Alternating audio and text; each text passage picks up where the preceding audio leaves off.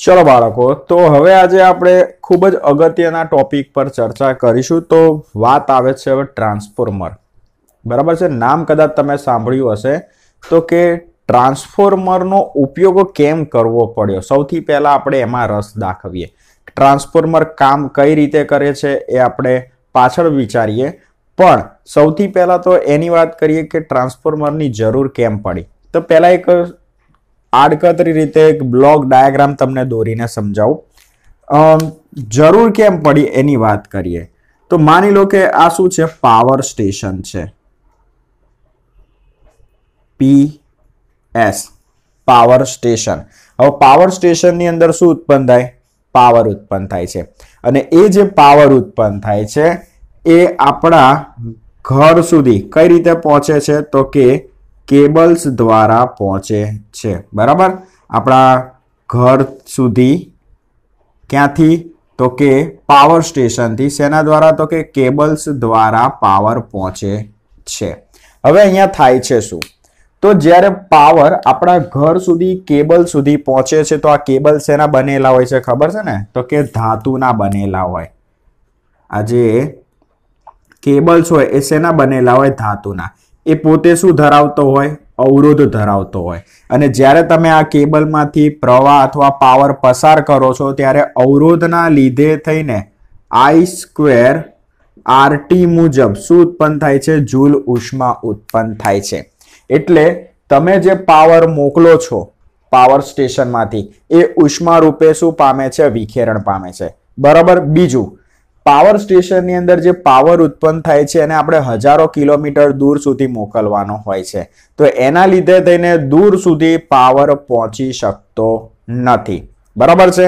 તો આ પરિસ્થિતિ ક્યારની હતી કે જ્યારે ટ્રાન્સફોર્મર શોધાયો નહોતો, જ્યારે પાવર સ્ટેશનમાંથી ડાયરેક્ટ કેબલ્સ દ્વારા ઘર સુધી પાવર પહોંચાડવાની વાત આવતી ત્યારે બે પ્રોબ્લેમ આવતા હતા। સૌથી પહેલું, ઉષ્મા રૂપે એક તો વિખેરણ પામી જતો હતો પાવર, બીજું દૂર સુધી તમે પાવર નતા મોકલી શકતા। એટલે વૈજ્ઞાનિકોએ વિચાર્યું કે આપણે એવું તો શું કરીએ કે બે પ્રોબ્લેમનું સોલ્યુશન આવે। એક તો કે ઉષ્મા રૂપે જે વિખેરણ પામે છે ને પાવર, I²RT મુજબ બહુ મોટા પ્રમાણમાં પાવર વિખેરણ પામતો હતો, તો એ પાવર જે વિખેરણ પામે છે ઉષ્મા રૂપે એ વિખેરણ ઘટી જાય। પહેલા તો આનું સોલ્યુશન। બીજું સોલ્યુશન એવું લાવવાનું હતું કે આપણે જે પાવર સ્ટેશનની અંદર જે પાવર ઉત્પન્ન થાય છે એને આપણે હજારો કિલોમીટર દૂર સુધી મૂકવું હોય તો શું કરી શકાય। તો એમણે એક કામ કર્યું, આપણી જોડે એક ઇક્વેશન હતું P = VI, એમાં V ને કરતા બનાવી દઈએ તો P/I। હવે એમણે એવું વિચાર્યું કે આપણે પાવરનું જે મૂલ્ય છે ને એ કેવું રહેવું જોઈએ? અચળ રહેવું જોઈએ, બરાબર છે। હવે માની લો કે હું વોલ્ટેજની વેલ્યુ વધારું તો પ્રવાહની વેલ્યુ શું થાય? ઘટે, કેમ કે V અને I બંને કેવા છે? વ્યસ્ત પ્રમાણમાં છે। એટલે જો હું વોલ્ટેજની વેલ્યુ વધારું તો પ્રવાહની વેલ્યુ ઘટી જશે। તો આનાથી આપણને બે ફાયદા થતા હતા। પહેલું કે ભાઈ તમે વોલ્ટેજની વેલ્યુ વધારો, પાવર સ્ટેશન આગળ જે પાવર ઉત્પન્ન થાય છે એ પાવરનો તમે વોલ્ટેજ વધારો તો એનાથી પહેલો ફાયદો શું કે જેમ વીજ દબાણ વધુ, વોલ્ટેજને હું બીજી ભાષામાં કહી શકું વીજ દબાણ, જેમ વોલ્ટેજ વધુ એમ હું પાવર વધારે ને વધારે દૂર સુધી મોકલી શકું। એટલે પહેલું સોલ્યુશન આવી ગયું। બીજું તો કે હું વોલ્ટેજ વધારું છું તો પ્રવાહનું મૂલ્ય શું થાય છે? ઘટે છે, બરાબર। બાય મિસ્ટેક મારે અહીંયા ચલે છે I, પણ અહીંયા 1/I આવશે। તો પ્રવાહની વેલ્યુ ઘટી જશે। પ્રવાહની વેલ્યુ ઘટી જાય તો I²RT મુજબ જે ઉષ્મા રૂપે વિખેરણ પામતો હતો પાવર અથવા ઉર્જા એ શું થશે? ઘટી જવાની। પ્રવાહ એ કોના સમપ્રમાણમાં હોવાનું? તો કે વિદ્યુત ઉર્જાના સમપ્રમાણમાં હોવાનું। તો જો પ્રવાહની વેલ્યુ ઘટે તો ઉષ્મા રૂપે વિખેરણ પામતી જે ઉર્જા છે એ પણ શું થવાની? ઘટી જવાની, બરાબર છે। એટલે એમણે એક એવી સંરચના બનાવી જે વોલ્ટેજની વેલ્યુ વધારે અને પ્રવાહને વેલ્યુ ઘટાડે, પણ આ દરમિયાન પાવર શું રહેતો હોય? અચળ રહેતો હોય, બરાબર। એમણે એવી સંરચના બનાવી કે પાવરની વેલ્યુ અચળ રહે, વોલ્ટેજ વધી જાય અને પ્રવાહ ઘટી જાય।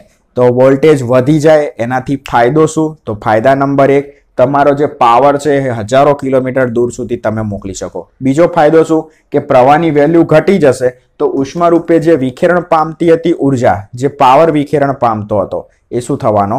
ઘટી જવાનો. બરાબર છે. એવું નથી હોતું કે સાવ ઉષ્મા રૂપે વિખેરણ અટકી જાય. થોડા પ્રમાણમાં તો ઉષ્મા રૂપે વિખેરણ પામે છે. બરાબર છે. પણ પહેલા કરતા બહુ ઓછું ઉષ્મા રૂપે વિખેરણ પામે. તો પાવર સ્ટેશનની આગળ એક સંરચના મૂકવામાં આવી. બરાબર, જેને શું કહીશું આપણે? ટ્રાન્સફોર્મર. બરાબર છે. એને શું કહીશું? ટ્રાન્સફોર્મર. જે શું કરે છે? વોલ્ટેજની વેલ્યુ વધારશે અને પ્રવાહની વેલ્યુ ઘટાડશે. હવે સમજો. તો આ જે ટ્રાન્સફોર્મર હતું એ શું કરતું હતું? તો કે પ્રવાહની વેલ્યુ ઘટાડતી હતી અને વોલ્ટેજની વેલ્યુ વધારતી હતી. ચલો, હવે આ જે હાઈ વોલ્ટેજ વાળો જે પાવર છે એ પાવર સ્ટેશનમાંથી નીકળશે અને આપણા ઘરની નજીક જે સબ સ્ટેશન હશે, અહીંયા શું હશે? એક સબ સ્ટેશન. દરેક એરિયાને શું આપી દીધું હોય? તો કે સબ સ્ટેશન આપેલું હોય. સબ સ્ટેશન. તો પાવર સ્ટેશનમાંથી જે પાવર આવે છે એ પહેલા ક્યાં જશે? આપણા એરિયાના સબસ્ટેશન પાસે જશે. સબસ્ટેશનની અંદર બીજું એક ટ્રાન્સફોર્મર વાપરવામાં આવે અને એ ટ્રાન્સફોર્મર શું કરશે ખબર? વોલ્ટેજની વેલ્યુ ઘટાડી દેશે અને પ્રવાહની વેલ્યુ વધારી દેશે. કેમ આવું? કેમ કે ભાઈ આ જે વોલ્ટેજ હોય ને એ હજારો કિલો વોલ્ટનો હોય. આ જે પાવર હોય ને, આ પાવર એ કેટલા વોલ્ટનો હોય? તો કે હજારો કિલો વોલ્ટનો પાવર હોય.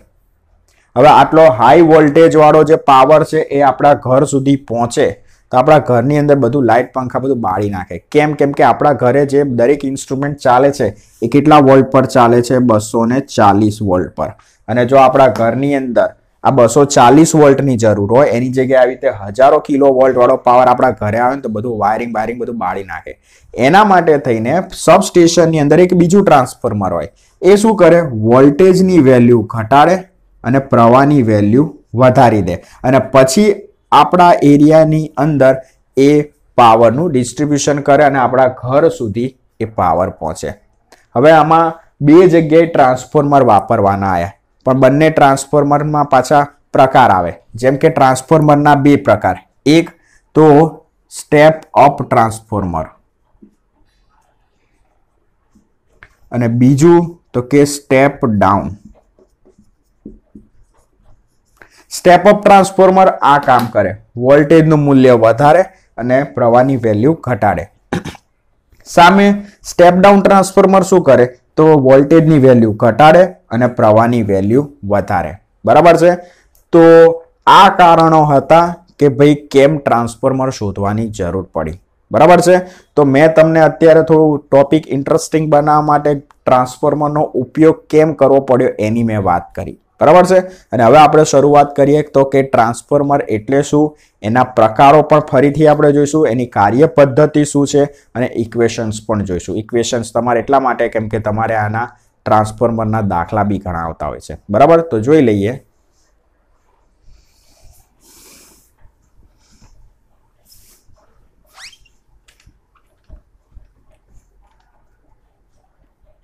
તો સૌથી પહેલા આપણે શું કરીશું? વ્યાખ્યા લખીશું.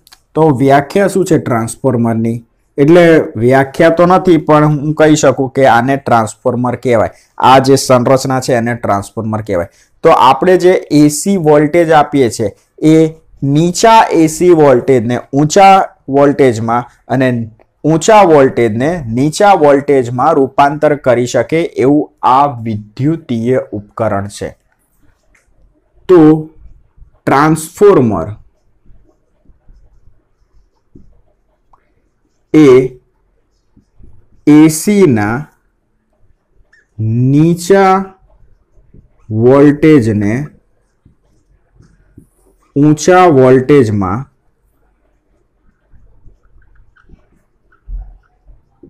તથા ઊંચા વોલ્ટેજને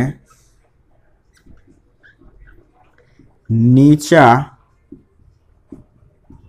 વોલ્ટેજમાં રૂપાંતર કરી શકે તેવું વિદ્યુતીય ઉપકરણ છે.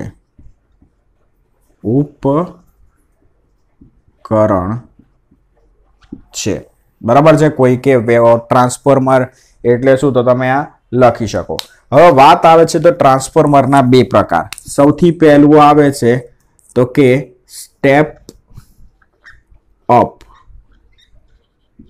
ટ્રાન્સફોર્મર. બરાબર. સ્ટેપ અપ ટ્રાન્સફોર્મર શું કરે? જે ઇનપુટ વોલ્ટેજ છે એને ઊંચા વોલ્ટેજમાં રૂપાંતર કરે. બરાબર છે. મારે વ્યાખ્યા લખવી હોય તો કંઈક આવી રીતે લખી શકું. જે ટ્રાન્સફોર્મર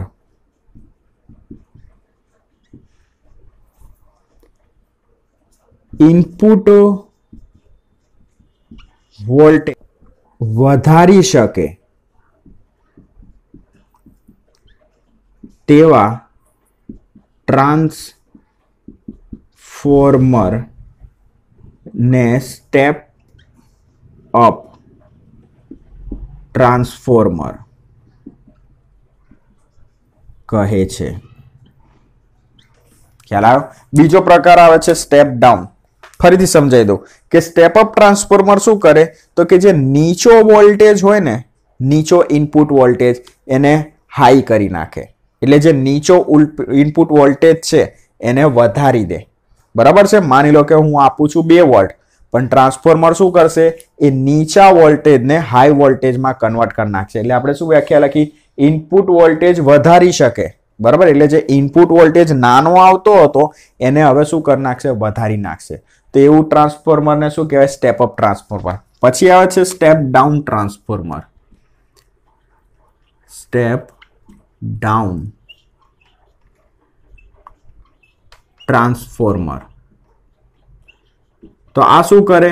જે ઊંચો ઇનપુટ વોલ્ટેજ હોય એને નીચામાં કન્વર્ટ કરી નાખે. એટલે આપણે વ્યાખ્યા કરી આવી રીતે લખી શકીએ. જે ટ્રાન્સફોર્મર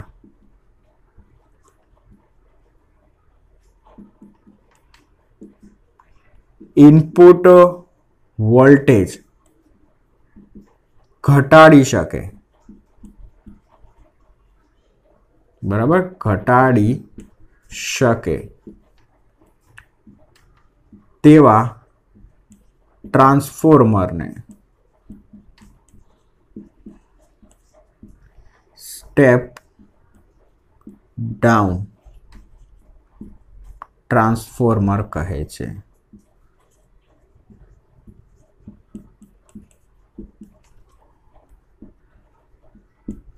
બરાબર છે. હવે જે સ્ટેપ અપ ટ્રાન્સફોર્મર છે ને ક્યાં આવે? પાવર સ્ટેશન હોય ને ત્યાં. કેમ કે એને શું કરવાનું હોય? વધારે વોલ્ટેજ રાખવાના હોય. અને સ્ટેપ ડાઉન ટ્રાન્સફોર્મર હોય આપણા ઘરની નજીક જે સબસ્ટેશન હોય ત્યાં હોય, જે શું કરે? વોલ્ટેજનું મૂલ્ય ઘટાડી નાખે. હવે આપણે વાત કરીએ તો કે સિદ્ધાંતની, કે ટ્રાન્સફોર્મરનો સિદ્ધાંત શું? તો આપણે ચેપ્ટર નંબર 6 ની અંદર અન્યોન્ય પ્રેરણ ભણી ગયા કે એક ગૂંચળાના પ્રવાહના મૂલ્યમાં ફેરફાર કરો તો બીજા ગૂંચળાના ફ્લક્સમાં શું થાય? ફેરફાર થાય. અને બીજા ગૂંચળાના ફ્લક્સમાં ફેરફાર થાય એટલે બીજા ગૂંચળામાં શું પ્રેરિત થાય? EMF પ્રેરિત થાય. બરાબર. બસ એ જ સિદ્ધાંતનો ઉપયોગ શું થાય છે? ટ્રાન્સફોર્મરમાં થાય છે. તો સિદ્ધાંત કઈ રીતે લખવાનો? તો કે અન્યોન્ય પ્રેરણના સિદ્ધાંત પર ટ્રાન્સફોર્મર કાર્ય કરે છે. બરાબર છે. ચલો હવે જોઈ લઈએ આપણે તો કે રચના જોઈ લઈએ. બરાબર. રચના કે ભાઈ આ ટ્રાન્સફોર્મર હોય કેવું? તો આપણે અહીંયા 2 આકૃતિ દોરીશું ટ્રાન્સફોર્મર. એક આકૃતિ તો કે જે વ્યવહારમાં ટ્રાન્સફોર્મર વપરાતા હોય છે એની આકૃતિ છે, અને જે બીજી આકૃતિ દોરીશું એ કેવા ટ્રાન્સફોર્મરની છે? તો કે આદર્શ ટ્રાન્સફોર્મર. હવે આદર્શ ટ્રાન્સફોર્મરનું કામ કેવું હોય? હીરો જેવું હોય. હીરો એટલે પિક્ચરના હીરો જેવું, કે એનામાં કોઈ જ ખામી ના હોય, બધી ખૂબીઓ જ હોય. બરાબર. આદર્શ ટ્રાન્સફોર્મરની અંદર ઉષ્મા રૂપે કોઈ પાવરનો વ્યય ના થતો હોય, બરાબર છે. એટલે આપણે અહીંયા બંને આકૃતિ દોરીશું. તો જોઈ લઈએ. તો સૌથી પહેલી જે આકૃતિ હશે એ શેની છે? તો કે વ્યવહારમાં વપરાતા ટ્રાન્સફોર્મરની. તો જુઓ કેવી હોય છે. તો આ અત્યારે આપણે જે દોરીએ છીએ એ શું કહેવાય? લોખંડનો ગર્ભ કહેવાય, બરાબર.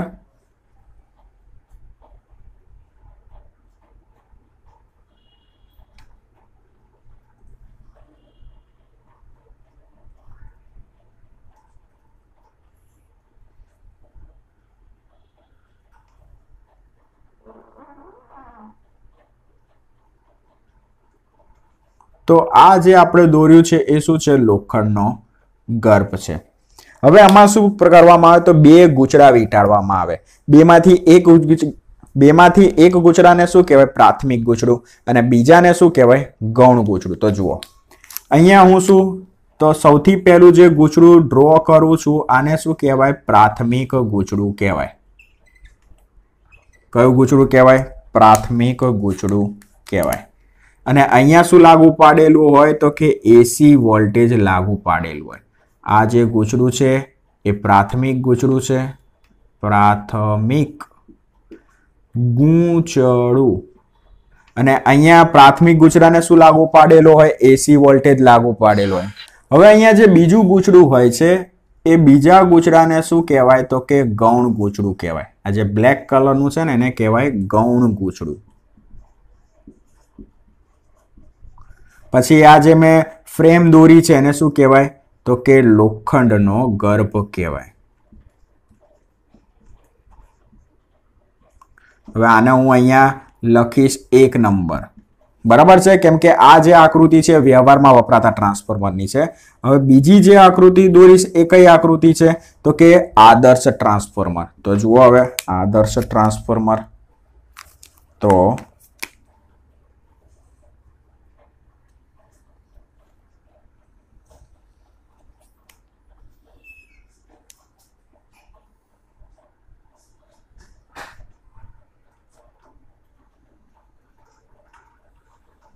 બરાબર, એમાં શું હોય? આવી રીતે એક લોખંડનો ચોરસનો ગર્ભ હોય. ચલો, એમાં અહીંયા પ્રાથમિક ગૂંચળું હોય અને અહીંયા એસી પ્રાપ્તિ સ્થાન હોય, બરાબર. આ પણ શું છે? પ્રાથમિક ગૂંચળું જ છે. અને અહીંયા શું આવે? ગૌણ ગૂંચળું આવે.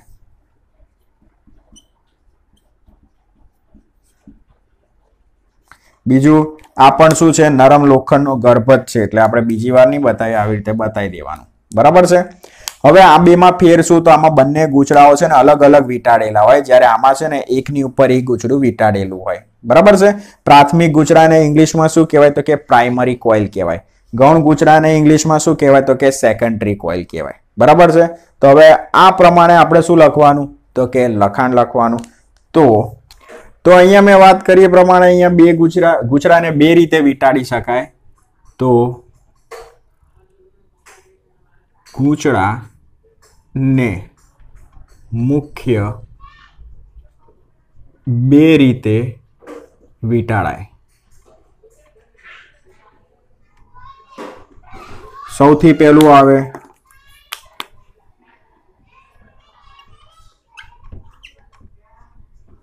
Shell type. શેલ ટાઈપ એટલે કે તમે આ જે પહેલા નંબરની આકૃતિ જુઓ છો એને શું કહેવાય? શેલ ટાઈપની રીતે ગૂંચળું વીંટાળેલું કહેવાય. પ્રાથમિક ગૂંચળાની ઉપર ગૌણ ગૂંચળું વીંટાળેલું હોય, બરાબર છે. તો નરમ લોખંડના ગર્ભ પર ઉપર અને નીચે અલગ રહે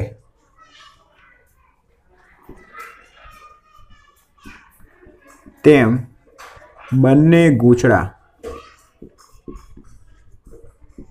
વીંટાળેલા હોય છે. બરાબર છે. એટલે પહેલા શું કરવામાં આવે છે, પ્રાથમિક ગૂંચળું વીંટાળી દેવામાં આવે, પછી શું કરવામાં આવે, ગૌણ ગૂંચળું વીંટાળી દેવામાં આવે. એટલે બંને ગૂંચળા કેવા રહ્યા, અલગ અને એકબીજાની ઉપર રહ્યા. બીજું આવે તો કે કોર ટાઈપ.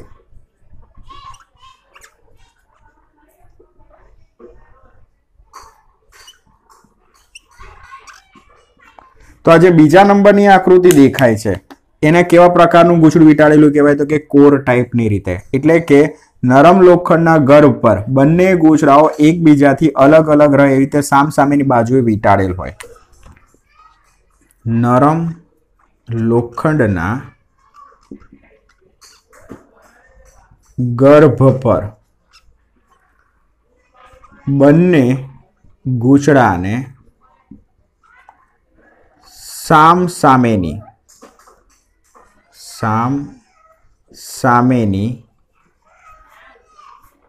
બાજુએ અલગ રહે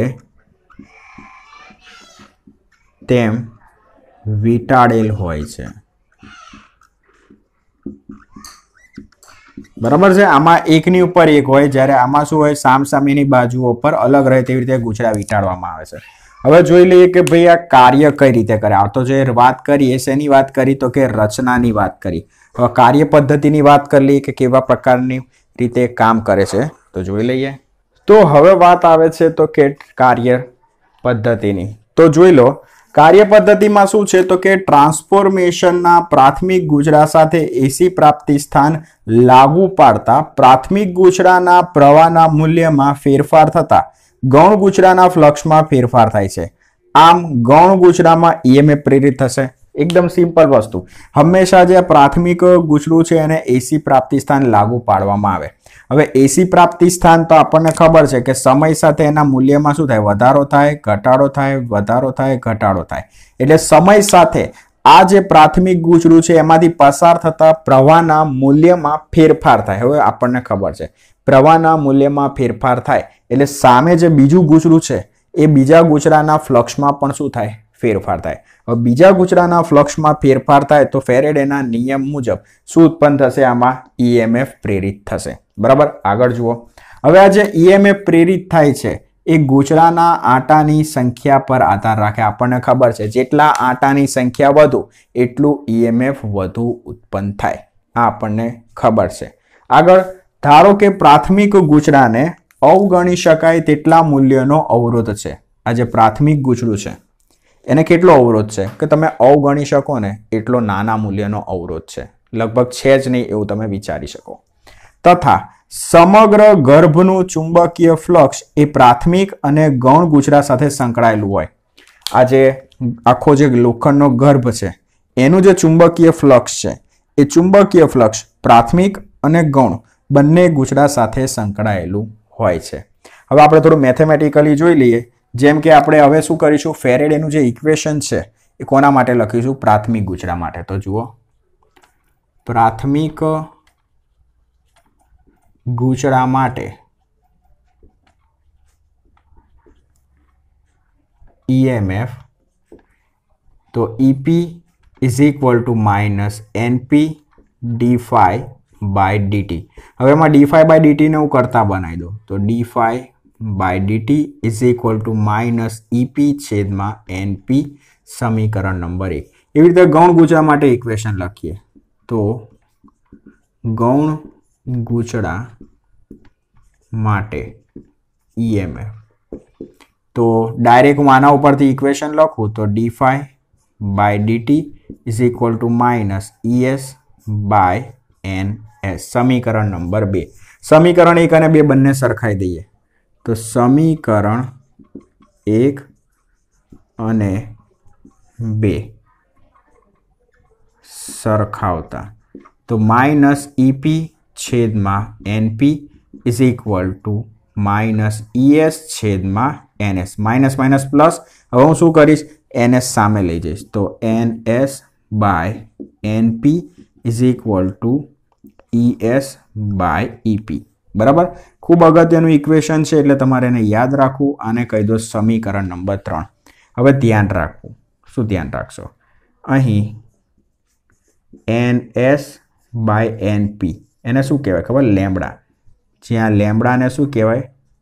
ટ્રાન્સફોર્મેશન. બરાબર, ટ્રાન્સફોર્મેશન ગુણોત્તર. બરાબર, NS/NP. તો અહીંયા હું NS/NP ની જગ્યાએ લેમ્બડા લખી નાખું તો ES/EP ઇઝ ઇક્વલ ટુ શું થાય? લેમ્બડા થાય. બરાબર છે. તો આ બીજું એક સમીકરણ, એને કહી દો 4. અત્યારે આપણે જે ટ્રાન્સફોર્મરની વાત કરીએ છીએ, કયું ટ્રાન્સફોર્મર છે? આદર્શ ટ્રાન્સફોર્મર. એટલે આમાં ક્યાંય ઉર્જાનો વ્યય ના થાય. તમે ઇનપુટની અંદર જેટલો પાવર આપો ને એટલો જ તમને ક્યાં મળે? આઉટપુટમાં મળે. તો હવે પાવરના ઇક્વેશન પરથી બીજા સંબંધો મેળવી લે. ઓકે, તો હવે આપણે આગળ લખાણ લખીએ તો કે આદર્શ ટ્રાન્સફોર્મર માટે ઇનપુટ પાવર બરાબર શું થાય? Output power. હવે પાવરનું ઇક્વેશન આપણને ખબર છે, P is equal two VI. તો ઇનપુટ માટે જ્યારે ઇક્વેશન લખો તો V ની જગ્યાએ આપણે શું વાપરીશું? EMF વાપરીશું. તો EP IP is equal to ES IS. ઇનપુટમાં કયું ગૂંચળું છે? પ્રાથમિક ગૂંચળું. તો એની સંજ્ઞા વાપરવાની. આઉટપુટમાં કોણ છે? ગૌણ ગૂંચળું. તો એની સંજ્ઞા વાપરવાની. હવે શું કરીશું આપણે? EP આ બાજુ લઈ દઈએ અને IS સામે. તો IP છેદમાં IS is equal to ES છેદમાં EP. બરાબર. હવે આપણને ખબર છે ES/EP એટલે શું થાય? ES/EP એટલે NS/NP થાય. NS/NP ઇઝ ઇક્વલ ટુ શું થાય? લેમ્બડા. તો આજે સળંગ તમારે આ સંબંધ યાદ રાખી લેવાનો કે જેથી કરીને તમને દાખલામાં કોઈ પ્રોબ્લેમ ના થાય.